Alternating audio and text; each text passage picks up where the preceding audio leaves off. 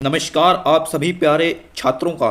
तो स्टूडेंट्स, आज की वीडियो में हम बात करेंगे कक्षा 8 यानी क्लास 8 की जो आपकी हिंदी की न्यू बुक आई है मल्हार का कविता नंबर 1 या पहली कविता पहली पहली आपकी दे रखी है स्वदेश, यानी सेशन 2026-27 न्यू सिलेबस यानी 2026-27 अपडेटेड सिलेबस पर आधारित वीडियो है आपकी।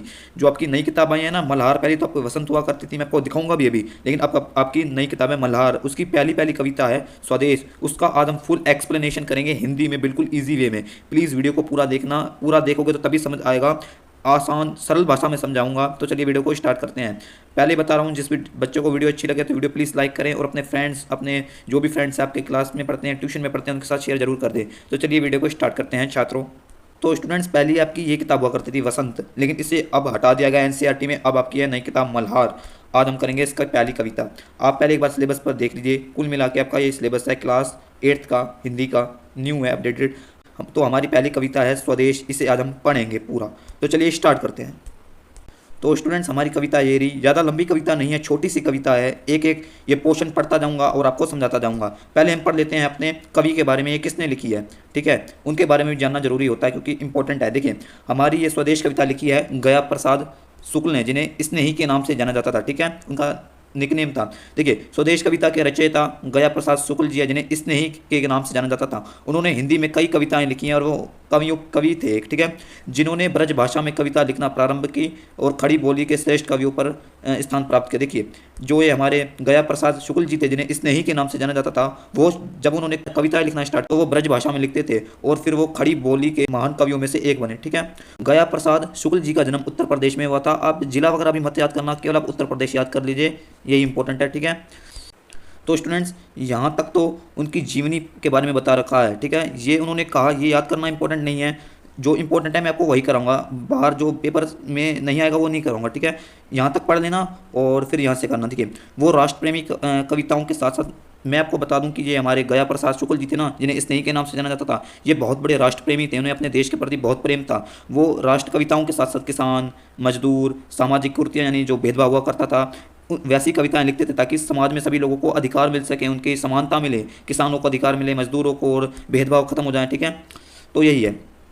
तो अब चलते हैं, हमने पढ़ लिया हमारे कवि के बारे में, गया प्रसाद शुक्ल स्नेही के नाम से जाना जाता था। थोड़ा बहुत हमने पढ़ लिया है, आपके पेपर में इतना नहीं आता इनके बारे में, फिर भी मैं अब आपकी कविता को स्टार्ट करता हूँ। देखिए, स्वदेश, ठीक है, यानी अपना देश। स्वदेश का अर्थ होता है अपना देश। ये कविता पढ़ने की एक लय होती है। मैं क्या करूँगा, पहले आपको ये वाला पोर्शन पढ़ाऊँगा, एक एक सारे ये जितने भी होंगे पढ़ाऊँगा, फिर आपको एक्सप्लेन करूँगा। देखिए, पहला हम पढ़ते हैं, लय के साथ पढ़ूंगा। वह हृदय नहीं पत्थर है जिसमें स्वदेश का प्यार नहीं, जो जीवित जोश जगा ना सके उस जीवन में कुछ सार नहीं, ठीक है। इसमें बता रखा है कि वह हृदय नहीं है पत्थर, ठीक है, वह हृदय नहीं है पत्थर जिसमें स्वदेश का प्यार नहीं। कवि हमारे कह रहे हैं कि वो कोई हृदय नहीं, वो केवल एक पत्थर है। जिस व्यक्ति के मन में या दिल में अपने देश के लिए प्यार नहीं, उसका दिल दिल नहीं, उसका हृदय हृदय नहीं, उसका हृदय पत्थर है, ठीक है। जो जीवित जोश जगा ना सका उस जीवन का कुछ सार नहीं, ठीक है। हमारे कवि बता रहे हैं, जिस व्यक्ति में जोश नहीं, जो व्यक्ति अपने अंदर का जोश, अपने देश के प्रति जोश, उत्साह को न दर्शाए, उस जीवन का सार नहीं, वो जीवन का कोई मतलब नहीं है। वो जीवन ऐसा ही है, उस जीवन में कोई रंग भी नहीं होगा, वो जीवन बेरंग होगा, उस जीवन का कोई सार नहीं, मतलब उस जीवन का कोई अर्थ नहीं है। उम्मीद है आपको ये पहला वाला समझ आ गया वो क्वेश्चन। अब चलते हैं हमारा दूसरा क्वेश्चन की तरफ। तो जो चल ना सका संसार संग उसका होता संसार नहीं, जिसने साहस को छोड़ दिया वह पहुंच सकेगा पार नहीं। इसमें भी बता रखा है कि हमारे कवि मेनली बता रहे हैं कि जो व्यक्ति समय व समाज के साथ आगे नहीं बढ़ता ना, वो संसार में अपना स्थान नहीं बना पाता। कवि बता रहे हैं कि जो व्यक्ति समाज समय के साथ आगे बढ़े, परिवर्तनशील बने, वो समाज व संसार में बड़ा नाम कमाएगा अपना, ठीक है। और जो व्यक्ति साहस छोड़ देता है, यानी जिस व्यक्ति में साहस नहीं होता, जोश नहीं होता, कॉन्फिडेंस नहीं होता अपने देश के प्रति, वह जीवन की कठिनाइयों को पार नहीं कर पाता, अपने जीवन में उलझा रहता है, अपने जीवन की कठिनाइयों में उलझा रहता है। इसलिए अपने देश के प्रति प्रेम रखो, कॉन्फिडेंस रखो, तभी आप अपनी कठिनाइयों से दूर हो पाएंगे, ठीक है। उम्मीद है आपको ये वाला समझ आ गया होगा। अब चलते हैं हमारा तीसरा क्वेश्चन। तो जिससे ना जाति उद्धार हुआ होगा उसका उद्धार नहीं, जो भरा नहीं है भावों से बहती जिसमें रसधार नहीं, वह हृदय नहीं है पत्थर जिसमें स्वदेश का प्यार नहीं। देखिए, इसमें कवि ने बता रखा है कि जो व्यक्ति अपने समाज और अपने देश की भलाई के लिए काम नहीं करता ना, उसका स्वयं कभी कल्याण नहीं होता, उसकी कभी भलाई नहीं होती, ठीक है। जिस व्यक्ति के मन में अच्छे भाव नहीं होते, संवेदनशील नहीं होता, जिसके मन में मतलब अपने देश के प्रति प्रेम नहीं होता ना, वो व्यक्ति, उस व्यक्ति के जीवन में कोई रस भी नहीं है, उसका जीवन का कोई अर्थ ही नहीं है, बेरस उसका जीवन है, ठीक है। फिर से समझा दूँ, कवि कहते हैं कि जो व्यक्ति समाज, देश की भलाई के लिए काम नहीं करता ना, उसके जीवन का कभी सफलता वो कभी सफलता नहीं प्राप्त कर पाएगा, उसका कभी कल्याण ही नहीं हो पाएगा। और जो व्यक्ति, इन लाइनों में समझा रखा है कि जो व्यक्ति के मन में अच्छे भाव, समाज के लिए कुछ काम करना, समाज सेवी बनना, जिस व्यक्ति के दिन में ये सब भावना नहीं आएगी ना, उसके जीवन का कोई रस ही नहीं है, मतलब है। फिर लास्ट में बता रखा है कि वह हृदय नहीं पत्थर जिसके अपने देश के लिए प्यार नहीं। सिंपल। ये देखिए कितने देश प्रेमी हैं ये बच्चे, अपने देश के लिए झंडा लगा रहे हैं, वाह।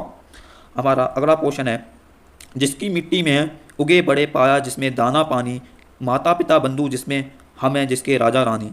कवि बता रहे हैं कि जिस देश में हम बड़े हुए हैं, जिस देश का हमने दाना पानी खाया है, उस देश के लिए हमें अपना समर्पण रखना चाहिए, उस देश के लिए हम कुछ भी करने के लिए तैयार रह सकते हैं, उस देश के लिए हमें त्याग की भावना रखनी चाहिए, जिस देश में हम बड़े हैं, जिस देश में हमारा पालन पोषण हुआ है, ठीक है। माता पिता बंधु जिसमें हम हैं जिसके राजा रानी, यानी जिस देश में हमारे माता पिता रहते हैं, हमारे रिश्तेदार रहते हैं, राजा रानी की तरह हमें उस देश से प्यार करना चाहिए, प्रेम रखना चाहिए, ठीक है। कभी मेनली बता रहे हैं कि जिस मिट्टी में हम, जिस देश में हम बड़े हुए हैं, हमारा पालन पोषण हुआ है, जिस देश का हमने दाना पानी खाया है, और जिस देश में हमारे माता पिता रहते हैं, हमारे रिश्तेदार रहते हैं, राजा रानी की तरह अच्छे भाव से उस देश के लिए हमें भावना रखनी चाहिए, उस देश के लिए हमें अच्छा काम करना चाहिए, उस देश को आगे बढ़ाना चाहिए, वही बता रखा है, ठीक है। हमारा अगला क्वेश्चन है, जिसने की खजाने खोले नवरत्न दिए हैं लासानी, जिस पर ज्ञानी भी मरते जिस पर दुनिया दीवानी। देखिए कवि कहता है कि जिस देश यानी हमारे भारत ने कितने खजाने खोले, कितने विद्वान दिए, कितने ज्ञानी व्यक्ति दिए, रत्नों के समान वो व्यक्ति हैं, कितने बड़े विद्वान दिए, साइंटिस्ट दिए, बड़े बड़े लोग दिए, विचारक दिए, ठीक है। जिस पर ज्ञानी भी मरते हैं दुनिया दीवानी है, उन लोगों पर दुनिया दीवानी है, वहाँ उन लोगों पर ज्ञानी भी मरते हैं। तो हमारा देश कोई यह छोटा मोटा चीज़ नहीं है, हमारे देश ने बड़े बड़े रत्न दिए हैं, ज्ञानी दिए हैं, जिस पर पूरी दुनिया मरती है, ठीक है।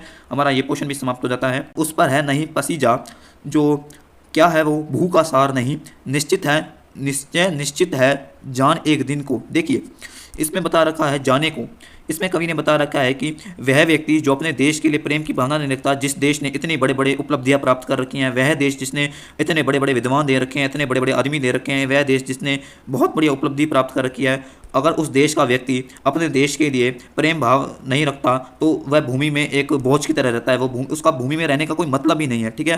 फिर कवि कहते हैं कि हमारी मृत्यु निश्चित है, एक ना एक दिन सभी को इस धरती से जाना, सब एक ना एक दिन सभी को मरना ही मरना है, हमारा जीवन अस्थायी है, स्थायी नहीं है, ठीक है। हमारा अगला क्वेश्चन है, इजी है, उम्मीद आपको समझ आ रहा होगा। है काल दी जलता हरदम जल जाना है परवानों को, सब कुछ है अपने हाथों में क्या तोप नहीं तलवार। कवि कहते हैं कि जिस प्रकार दीपक की लो परवाने को अपनी ओर आकर्षित कर उसे जला देती है, ठीक है, उसी प्रकार हमारा जीवन भी अस्थायी है। हमें अपने देश के लिए त्याग, समर्पण, अच्छे काम करने चाहिए, क्योंकि हमें भी एक ना एक दिन मरना है। हमें गलत काम करके नहीं, हमें अच्छे काम, अपने देश के लिए अच्छे काम कर फिर इस धरती को अलविदा कहना है। इसलिए जीवन में सबकी एक ना एक दिन मृत्यु होगी। तो कवि कहते हैं कि हमें अपने हाथों में क्या तोप नहीं तलवार, हमें अपने देश के लिए साहस, शक्ति, अपने देश के लिए लड़ना चाहिए, अपने देश की रक्षा करनी चाहिए। और वह हृदय नहीं है पत्थर जिसमें देश के लिए प्यार नहीं। कवि बार बार कहते हैं कि अपने देश के प्रति प्यार करो, अपने देश के लिए अच्छा काम करो, अपने देश का नाम ऊपर करो। देखिए किस प्रकार ये लड़की बेटी अपने देश के लिए साहस की भावना लेकर, झंडा लेकर दौड़ रही है, ठीक है। वही कवि कह रहे हैं कि अपने देश के प्रति प्यार रखो। तो उम्मीद है आपको यह कविता, सुंदर सी कविता, देश प्रेमी कविता समझ आई होगी। कृपया अगर वीडियो अच्छी लगे तो वीडियो को लाइक करें। इसके प्रश्न उत्तर मैं देख लेता हूँ एक बार कितने हैं प्रश्न उत्तर हैं पार्ट से, यह मैं अगली वीडियो में कराऊंगा क्योंकि वीडियो अभी भी बहुत लंबी हो चुकी है।